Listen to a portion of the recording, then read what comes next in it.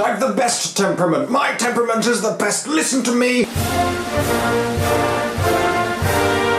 This week, very exciting, was the first of the presidential debates between Trump and Hillary Clinton. She was calling him Donald Trump. I hate being called by my second name anyway, I don't know why he prefers it. I'm Roo. I'm like, sure, just one name. This must be what it's like to be into football. Political football. There's lots of politics lately. There's been the EU referendum, there's been David Cameron going there, Theresa May coming in here, there's been the Labour coup, and now this. What I find hilarious about the whole thing is that Donald Trump just hasn't the capacity to display any semblance of patience for just 2 minutes. But that's because he's unprepared. Every time he went waffling on, going down tangents and not making very much sense at all, you could see she was using that time to her advantage. She's going to use that time to plot her next zinger. The ultimate zinger was, of course, the acceptance and confession of the fact that she had prepared. Because why wouldn't you if your aim is to become the President of the United States?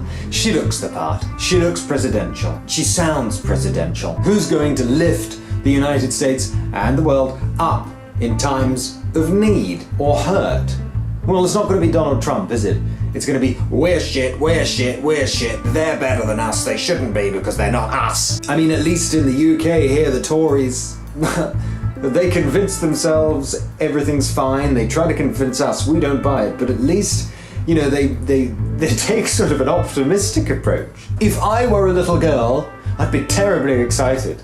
The prospect of Hillary Clinton being president. It's been said plenty before, but Donald Trump was letting his sexism shine. You could tell that he thought Hillary had nothing of value to say, kept interrupting, kept butting in. I don't think that Hillary Clinton looking and sounding presidential actually secures her the vote. She is, in this equation, the Remain, and Donald Trump is the Brexit. Politicians like Nigel Farage and Jeremy Corbyn, well, they're popular because they don't look or sound or talk or walk like the politicians we've known for way too long. Speaking of Corbyn, very briefly, he did a fantastic little speech at the Labour conference, agreed he should be working on converting the mentality of people who would mindlessly vote Conservative rather than his own posse who love him enough already.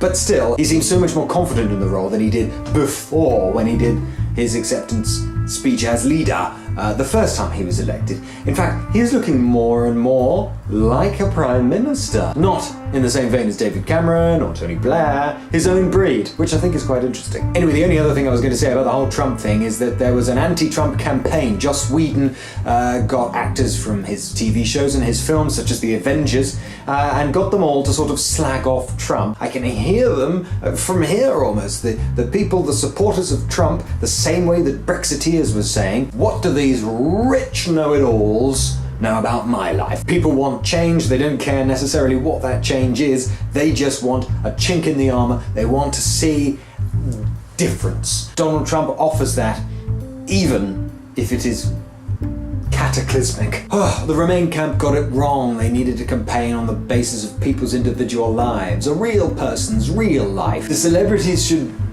quieten down, and we need to hear why Hillary Clinton is the best choice for the individual man or lady. Brad and Angelina have a divorce. What do I care? Why interrupt my day?